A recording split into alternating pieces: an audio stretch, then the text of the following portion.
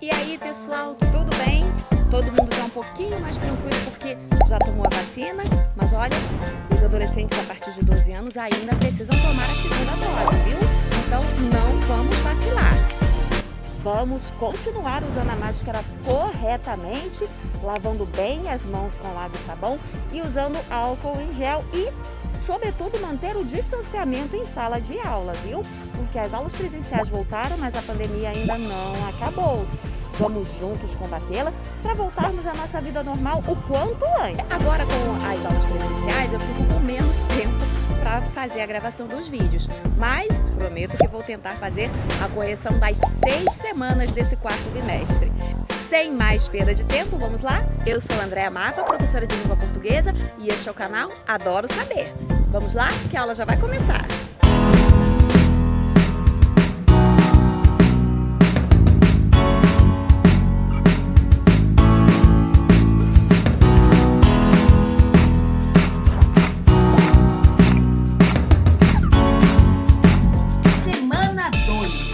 Práticas de linguagem, análise linguística e semiótica, objetos de conhecimento, análise de textos legais, normativos, propositivos e reivindicatórios. Conteúdos relacionados, especificidades dos textos normativos, jurídicos e reivindicatórios. Vozes verbais, concordância nominal, concordância verbal, termos essenciais integrantes e acessórios da oração. Interdisciplinaridade e história. Tema: texto reivindicatório e propositivo. Olá, tudo bem? Teremos uma semana bastante produtiva. Aproveite ao máximo o aprendizado. Breve apresentação. Texto normativo é aquele que integra um conjunto de regras, normas e preceitos. Destina-se a direcionar o funcionamento de um grupo ou de uma determinada atividade. Normativo é tudo aquilo que estabelece regras ou normas. Um texto afixado na portaria de um prédio estabelecendo as regras e padrões de conduta é um texto normativo. As leis também são textos normativos. Estabelecem os direitos, deveres e punições para a sociedade. Já um texto propositivo ou reivindicatório é conhecido por apresentar uma situação-problema de forma a propor melhorias para o problema abordado, seja ele uma questão social, como um problema comum a todos, seja reivindicações pessoais. A carta de reclamação, um texto reivindicatório propositivo, é um gênero textual bastante usado em instituições de comunicação, nas quais o cidadão deseja externar alguma injustiça, insatisfação, algo que julgue ser impróprio ou errado. E, ainda, solicitar uma resolução para o problema. Enfim, a carta de reclamação é usada quando o cidadão se sente lesado ou desrespeitado em seus direitos, ou injustiçado ou discriminado socialmente. É um gênero que leva uma forma de exercer a cidadania, e é por esse motivo que vamos chamá-lo de gênero da cidadania. As empresas, quase todas, possuem um serviço de atendimento ao cliente, SAC. Por meio dele, o consumidor, o cidadão, antes de tudo, tem contato direto com a empresa, ao ligar para ela e relatar o problema ou eventual insatisfação. Como quase ninguém hoje em dia escreve cartas, aquelas postadas numa agência de correios, o mais comum é o envio de um e-mail. Vamos conhecer um pouco melhor esse documento, a tal carta. Carta de reclamação. As principais intenções são fazer uma reclamação ou solicitação, criticar. É publicada em revistas ou jornais, impressos ou online, sites, plataformas de reclamação. E os leitores são os leitores do jornal ou revistas, internautas, público em geral. A organização. Ela é formada por uma introdução, a exposição do problema, argumentos para justificar a reclamação e o nome do reclamante. Pode ser escrito em primeira ou terceira pessoa. Depois vem a despedida e o nome completo. A linguagem é formal ou informal, dependendo do autor, do interlocutor e do tipo de publicação, ou seja, onde vai ser publicada. Agora vamos falar outras informações importantes, bem resumidas. Agora nós não vamos mais falar de cartas de reclamação. Vamos falar de vozes do verbo. Vozes do verbo é a forma assumida pelo para indicar se o sujeito é agente ou praticante da ação. Ou seja, se ele pratica ou sofre a ação representada pelo verbo. São 3 as formas verbais. Voz ativa é quando o sujeito é agente, isto é, ele pratica a ação expressa pelo verbo. Olha esse exemplo. Ele fez o trabalho. Quem é o sujeito dessa oração? Não é ele? A respeito de quem que nós estamos falando? Não é ele? Então, esse sujeito, ele não está praticando a ação de fazer. Então, esse sujeito é agente. Ele está agindo, ele está praticando a ação representada pelo verbo. Quem é que sofre essa ação? O complemento desse verbo. Vai ser o paciente dessa ação, porque vai estar sofrendo essa ação. Outra voz verbal é a passiva. Acontece quando o sujeito é paciente, isto é, ele recebe a ação representada pelo verbo. Então, se na voz ativa ele praticou a ação, aqui vai receber essa ação, vai sofrer essa ação. Na voz passiva, temos 2 elementos que nem sempre aparecem, que são o sujeito paciente, que é o sujeito que recebe, que sofre a ação, e o agente da passiva, que é aquele que pratica a ação sobre o sujeito. Aí, a voz passiva pode se apresentar por 2 formas. A voz passiva analítica, que é aquela formada por locução verbal. Lembrando que locução verbal é quando nós temos mais de um verbo, mas apenas uma ação sendo praticada. Por exemplo, vou fazer é o mesmo que farei. Eu tinha estudado é o mesmo que eu estudara. Fui almoçar é o mesmo que eu almocei. Então, é mais de um verbo, um valor de um só, seja uma só ação sendo praticada. Quando a voz passiva analítica, ela é formada por uma locução verbal, que é um verbo auxiliar, indicando tempo, modo, pessoa, mais o verbo principal no particípio, que é aquele verbo que vai indicar a ação que está sendo praticada propriamente dita. E o agente da passiva. O agente da passiva é aquele que vai praticar a ação em cima do sujeito. Porque se o sujeito é paciente, ele está sofrendo a ação, alguém tem que estar praticando essa ação em cima dele, né? Esse alguém é o agente da passiva. Olha esses exemplos. O trabalho foi feito por ele. O trabalho está praticando ou está sofrendo a ação de fazer? Ele está sofrendo, né? Sofrendo a ação de fazer. Não fez, ele foi feito. Então, aqui nós temos a locução verbal da voz passiva analítica. E aqui, quem foi que praticou a ação em cima do sujeito? Foi ele. O agente da passiva, ele é formado pelo agente, dito, aquele que pratica a ação, cedido, ou seja, antes dele, tem uma preposição. Então, tem preposição mais o agente. Esses 2 termos formam o agente da passiva. Outro exemplo. A casa foi cercada de soldados. Um sujeito paciente porque sofre a ação verbal. E quem é que pratica essa ação em cima da casa? Os soldados. O agente da passiva vai ser de soldados, que é o praticante da ação precedido de preposição. Já nesse último exemplo, a escola será pintada. Nós não temos o agente da passiva.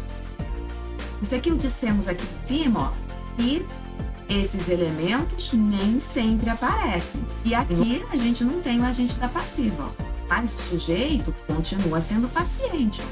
A escola será pintada, ela vai sofrer a ação de ser pintada. Agora, quem é que vai pintar, nós não sabemos. Outra forma de manifestação da voz passiva é a voz passiva sintética. Aqui, a locução verbal da voz passiva analítica foi sintetizada, resumida com a partícula passivadora ser. Olha como é que é formada a voz passiva sintética. É formada pelo verbo na terceira pessoa, mais o pronome oblíquo ser. Esse pronome oblíquo ser vai funcionar como partícula apassivadora, ou seja, ele vai indicar que o verbo está na voz passiva. Nesse caso, não se sabe quem pratica a ação, mas o sujeito continua sendo passivo. Olha, cortavam-se as árvores. Se eu transformasse na voz passiva analítica, com a locução verbal, seria as árvores foram cortadas. Abriram-se as inscrições para o concurso. Quem foi que abriu as inscrições para o concurso? Não sei. Olha aqui o pronome apassivador novamente. Abriram-se. Se fosse na voz passiva analítica, seria as inscrições para o concurso foram abertas. Destruiu-se o velho prédio da escola. Quem foi que destruiu o prédio da escola? Não sei, eu não tenho o agente da passiva. Se fosse na voz passiva analítica, com a locução verbal, nós teríamos o velho prédio da escola foi destruído. A terceira voz verbal é a reflexiva, que é quando o sujeito é, ao mesmo tempo, agente e paciente. Isto é, ele pratica a mesma ação que recebe. Por que ela é reflexiva? Porque a ação que ele pratica reflete sobre ele mesmo. Olha um exemplo. O menino feriu-se. O jeito a gente sabe que é o menino. E quem foi que o menino feriu? Ele mesmo. Então, ele praticou e sofreu a ação de ferir. O sujeito é agente e paciente ao mesmo tempo. Já está na hora de outro tema, que é a transitividade verbal. Aqui no PET diz assim: a transitividade verbal diz respeito à necessidade ou não de complemento do verbo. Verbos transitivos têm o sentido completo, dispensam complemento. E os verbos transitivos podem ser diretos quando necessitam de complemento, mas não indicado por uma preposição. Vamos entender melhor isso? Trocando em miúdos, transitividade verbal é a característica que o verbo de ação, de precisar ou não de complemento. Isso quer dizer, a ação apresentada por alguns verbos, às vezes transita de um objeto para outro. Às vezes essa ação precisa de um alvo para ser praticada. Caso contrário, você não vai conseguir praticar essa ação. Quando essa ação não precisa de alvo nenhum, ela mesma já se basta, nós dizemos que o verbo é intransitivo. Vamos lá. Verbo intransitivo é aquele que tem sentido completo. A ação que ele representa não precisa de nenhum complemento para ser executada. Você simplesmente executa essa ação. Por exemplo, o avião caiu.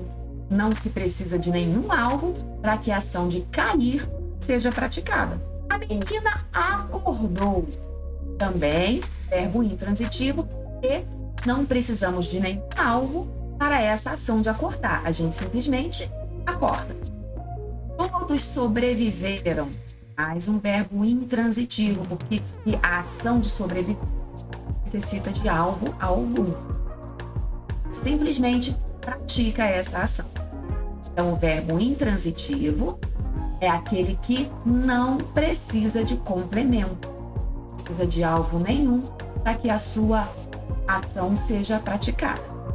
Agora, quando essa ação precisa de um alvo para ser praticada, nós dizemos que o verbo é transitivo. A gente apresenta PT. Verbo transitivo é o que a ação representada transita entre um objeto e outro. Ou seja, ele precisa de um complemento, de um alvo, para que sua ação seja executada. Esse alvo, o complemento, a gente chama de objeto. Então, dependendo da ação que esse verbo representa, ela vai transitar do alvo para outro. Por isso é que chamamos de verbo transitivo. Verbo transitivo direto é aquele que se liga diretamente ao seu alvo, ao seu complemento. O nome desse complemento é objeto direto, sem a necessidade de preposição. Então, nós temos aqui o verbo, ó, nós escutamos nossa música favorita. Tem alguma preposição aqui entre o verbo e o seu complemento, o seu alvo? Tem. Então, nós chamamos de verbo transitivo direto, porque ele se liga diretamente ao seu complemento, ao seu objeto. E esse objeto se chama objeto direto, também se liga diretamente ao seu verbo, sem a necessidade de preposição. Deu para entender? Reparem que, se não tivermos o complemento, nossa música favorita, não temos como executar a ação de escutar. Porque quem escuta, escuta alguma coisa. Então, nós escutamos o quê? Nossa música favorita. Verbo transitivo indireto é aquele que precisa de uma preposição para se ligar ao seu complemento. Seu complemento a gente chama de objeto indireto. Olha só como. Eu gosto de sorvete. Mais uma vez, se eu não tiver esse complemento, não consigo praticar a ação de gostar. Quem gosta, gosta de alguma coisa. Preciso da preposição para ligar a minha ação ao meu complemento, ao meu alvo. Por isso é que de sorvete é objeto indireto. Ele completa um verbo indireto. E por que é indireto? Precisa de preposição. Não bastando, nós temos também o verbo bitransitivo, que é aquele que é transitivo direto e indireto. É aquele cuja ação transita para um objeto direto e um indireto ao mesmo tempo. Isso quer dizer que ele precisa de dois alvos para que sua ação seja executada. Sem esses dois alvos, eu não vou conseguir praticar a ação desse verbo bitransitivo. Olha o exemplo. Ela contou tudo ao namorado. Ela contou o quê? Tudo. A quem? Para quem? Para o namorado. Então, nós temos o objeto direto, que indica o quê, e o objeto indireto, que indica para quem. Forçando, o objeto direto é aquele que não precisa de preposição. Olha aqui. Contou o quê? Tudo. E o indireto é o que precisa de preposição. Ou a quem? Para quem? Para o namorado ou ao namorado. Nós temos aí os dois alvos do verbo contar. Conta o quê? Para quem? Atividades. Leia o texto para responder as questões. Temos aqui carta de reclamação. Belo Horizonte, 29 de julho de 2021. A Eletrominas S.A. Referente reclamação. Antônio Araújo de Freitas, inscrito no CPF sob o número 036-856-491-52, venho manifestar minha irresignação acerca do processo de entrega do pedido número 25463-8, uma televisão Samsung, realizado no dia 4 de abril de 2021. Ocorre que a entrega do mesmo estava prevista para o dia 17 de abril de 2021 e até o momento, passados mais de 2 meses deste prazo, ainda não o recebi. Portanto, informo que caso não seja entregue até o dia 2 de agosto de 2021, considerarei a compra cancelada por inadimplência do vendedor, solicitando desde já a restituição dos valores pagos. Aguardo uma resposta para esta reclamação. Atenciosamente, Antônio Medeiros de Assis. Observação, dados pessoais fictícios, ou seja, e já temos um pequeno erro. Esse nome aqui, ó, Antônio Medeiros de Assis, era para ser o mesmo nome aqui, ó. Antônio Araújo de Freitas. um pequeno equívoco aí. Então, vamos fazer de conta que aqui está escrito o mesmo que aqui. Número 1. Qual é a finalidade desse texto? Ora, voltando aqui na carta de reclamação. Qual que é a principal intenção de uma carta de reclamação? Fazer uma reclamação ou uma solicitação. Então, qual deve ser o objetivo dessa carta, cuja referência é reclamação? Letra A, cobrar soluções para uma problemática sugerida. B, realizar críticas sobre uma determinada empresa. Que empresa seria essa? Que crítica foi feita? Apresentar argumentos e opiniões sobre um fato. Ele apresentou aqui um fato, pôs um argumento e alguma opinião sobre esse mesmo fato. Narrar um acontecimento desastroso. Até narrou, sim, algo desastroso que foi a não entrega do produto, né? Mas o objetivo principal não foi esse. Foi cobrar soluções para uma problemática surgida. Número 2. Localize as seguintes informações no texto. Para quem é dirigida a carta? Essa informação vem logo no começo. A, eletromídia A. Letra B, quem é o responsável pela reclamação? Nós temos nome tanto na assinatura quanto na identificação do reclamante. E assiste. Letra C, que gerou a elaboração e envio da carta? Logo no início da carta, na introdução, nós temos a apresentação do problema, designação acerca do processo de entrega do pedido da divisão Samsung. Então, é a data de entrega do produto comprado que não foi respeitada. Isso aqui gerou a reclamação. Número 3. No trecho, venho manifestar minha irresignação. A palavra destacada significa. O que quer dizer irresignação?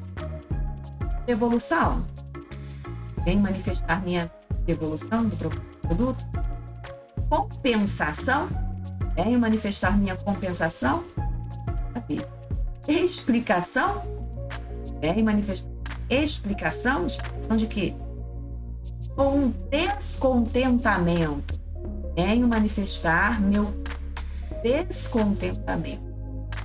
Resposta correta é descontentamento. Letra D de dado. Número 4. A utilização dos parênteses no termo uma televisão Samsung foi usado para que ele usou esses parênteses aqui? Para realizar uma citação de outra pessoa? Dizer que outra pessoa falou isso aqui? Apresentar uma informação oposta? Isso aqui é o oposto do que está fora do parêntese? Esclarecer uma informação ao leitor? Sim, ele esclareceu a respeito do que era esse pedido de entrega. Ou delimitar a fala do reclamante? Nada a ver. É a letra C de casa, esclarecer uma informação ao leitor. Qual foi o argumento utilizado pelo remetente para mostrar à empresa que sua insatisfação realmente é fundamentada em fatos? Primeiro parágrafo, a identificação do reclamante e a apresentação do problema. Ele está insatisfeito com o com o processo de entrega. Em seguida, ele apresenta a argumentação para sustentar, justificar esse problema aqui. E esse argumento é: ocorre que a entrega do mesmo estava prevista para o dia 17 de abril e até o momento, passados mais de 2 meses deste prazo, ainda não o recebi.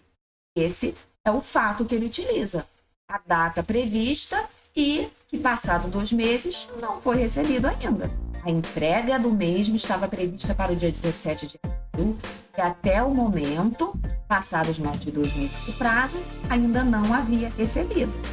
Número 6. No trecho ainda não recebi, o pronome destacado refere-se a. A que se refere este o? O que foi que ele não recebeu? A data? Nada a ver. Ao produto? Sim, ele não recebeu o produto. Refere-se ao prazo de entrega? Nada a ver. A entrega? Também não. Refere-se ao produto. No trecho, portanto, informo que a palavra destacada introduz uma... O que é que introduz essa palavra portanto? Lembrando que ela foi usada no final do texto. Depois que ele apresentou o fato, apresentou o argumento, ele vai concluir. Aqui se refere esse portanto a uma explicação? Está explicando o que mente? Uma adição está adicionando um argumento? Bem, não. Uma consequência que vai mostrar algo que está acontecendo em consequência do que foi dito antes? Bem, não. Ou uma conclusão. Ele vai concluir, após ter exposto o problema, feito a argumentação, ele vai concluir. Resposta correta, letra B de dado. Número 8. Segundo o texto, Antônio está decidido em não aceitar mais o produto comprado? Acho que não. Apesar do desgosto, Antônio proporciona uma oportunidade à loja? Sim, olha aqui, ó. Caso o pedido não seja entregue, então, ele dá mais uma oportunidade de entregar o pedido e a empresa entregar o produto. Então, sim, ele proporciona uma oportunidade à loja. Letra C. A loja se prontificou a entregar o produto? Não, nós não temos a resposta da loja. Sabe o que a loja falou depois da carta dele? Antônio fará a devolução do dinheiro caso não receba o produto? Dinheiro. Quem tem que devolver o dinheiro é a empresa e não o Antônio. Está viva essa opção. Então, confirmada a letra B de bola. Apesar do desgosto, Antônio proporciona uma oportunidade à loja. Número 9.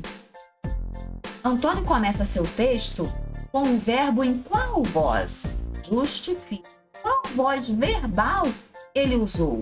A voz ativa, que indica que o sujeito pratica a ação. A voz passiva, indica que o sujeito sofreu a ação. Ou a voz reflexiva, em que o sujeito pratica e sofre a ação ao mesmo tempo? Venho manifestar minha resignação. Então, ele vai praticar a ação de manifestar. Sendo assim, ele é sujeito agente. Logo, a voz é ativa.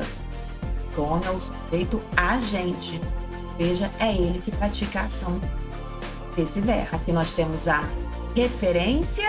Terminamos a semana 2. Semana 2. Próximo vídeo já vamos para a semana 3. Não vai demorar não. Se inscreve aqui no canal porque já eu vou publicar. Até mais. Não esqueça de que essas atividades valem nota para este bimestre. Então, não deixe de entregá-las. Não esqueça da sua máscara. E continue lavando bem as mãos com água e sabão ou usando álcool em gel. Vamos juntos combater essa pandemia até que todos estejamos vacinados. Até a próxima. Até o próximo vídeo.